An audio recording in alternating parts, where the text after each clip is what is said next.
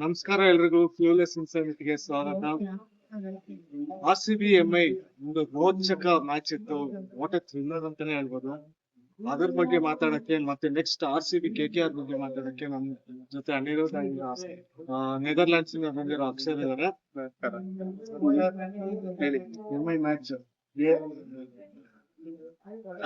ಒಂಥರ ಥ್ರಿಲ್ಲಿಂಗ್ ಅಂತ ಹೇಳೋದು ಸ್ವಲ್ಪ ಸಾರ್ವಜನಿಕರಿಗೆ, ನಾವು RCB ಫ್ಯಾನ್ಸ್ ಆಗಿರೋರ್ಗೆ ನಮ್ಗೆ ಅಂತೂ ಹೆಂಗೆ ಗೆದ್ವಿ, ಆಮೇಲೆ ಗೆದ್ದಿದ್ದ ಸಂತೋಷನೂ ಇಲ್ದೇ ಇರೋ ತರ ಗೆದ್ದಿದೀವಿ ಅಂತಾನೆ ಹೇಳ್ಬೇಕು.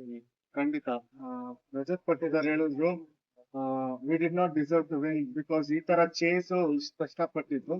ನಿಮ್ ಪ್ರಕಾರ ಏನ್ ಅನ್ಸುತ್ತೆ? ಏನ್ ಖುಷಿ ಆಯ್ತು ಅಂತಂದ್ರೆ ಅವ್ರು ಅಕ್ಸೆಪ್ಟ್ ಮಾಡೋದು.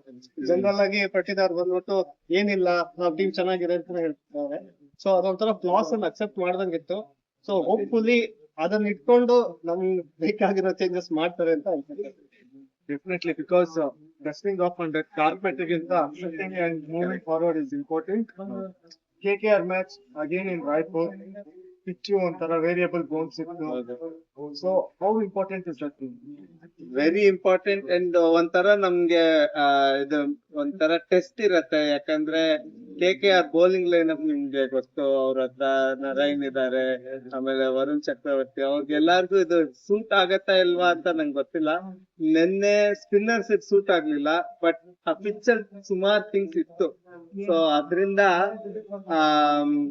ಒಂಚೂರು ನಾಳೆ ಗೊತ್ತಾಗತ್ತೆ ಏನ್ ಎಷ್ಟು ಮೆಟ್ಟಿಗೆ ನಾವು ರೆಡಿ ಇದೀವಿ ಆ ಪ್ಲೇ ಆಫ್ ಅಲ್ಲಿ ಗೆಲ್ಲು ತಂದು ಆಮೇಲೆ IPL ಟ್ರೋಫಿ ಮತ್ತೆ ಗೆಲ್ಲಕ್ಕೆ ಅಂತ ಅದೊಂದು ಟೆಸ್ಟ್ ಆಗುತ್ತೆ. ಖಂಡಿತ.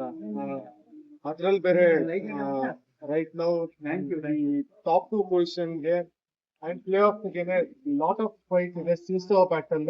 Probably by the start of our game we might be in third position based on other results. So every match becomes important to not only stay in top 4 but to finish in top 2. So winning this game is very crucial because last game of our home match, home reach, home leg. So idu ಗೆದ್ರೆ what do you think is the mindset to finish on top 2? Of course, any team would like to finish in top 2, ಅದ್ರಲ್ಲಿ ಏನು ಸಂದೇಹ ಇಲ್ಲ. But as such like ಇವರು changes ಏನಾದ್ರು ಮಾಡೋದು ಅಂತಂದ್ರೆ ಇವಾಗ ಮಾಡಿದ್ರೆ ಇದು, ಯಾಕಂದ್ರೆ ಪ್ಲೇ ಆಫ್ಸ್ ಅಲ್ಲಿ ನಾವು ಎಕ್ಸ್ಪೆರಿಮೆಂಟ್ ಮಾಡಕ್ ಆಗಲ್ಲ. It is a good time to experiment. Worst case scenario we will still finish in the top 4. So ಈ ಮ್ಯಾಚ್ ಅಲ್ಲಿ if I can just tell what I would prefer ಅಂತಂದ್ರೆ Romario Shepherd ಅನ್ನ drop ಮಾಡ್ಲೇಬೇಕು. So ಅಲ್ಲಿ Duffy as a foreign bowler, but ಅಲ್ಲಿ ಮತ್ತೆ ನಮ್ combination ಬೀಳುತ್ತೆ.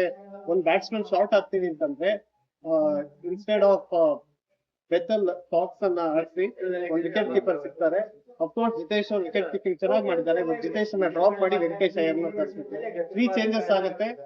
ಮೋಸ್ಟ್ ಲೈಕ್ಲಿ RCB ಇದಕ್ಕೆ ಹೋಗೋದಿಲ್ಲ, ಬಟ್ ಇದನ್ನ ಮಾಡಿದ್ರೆ ಚೆನ್ನಾಗಿರುತ್ತೆ because this is the match to experiment. ಇದಾದ್ಮೇಲೆ ಮಾಡಕ್ಕಾಗಲ್ಲ.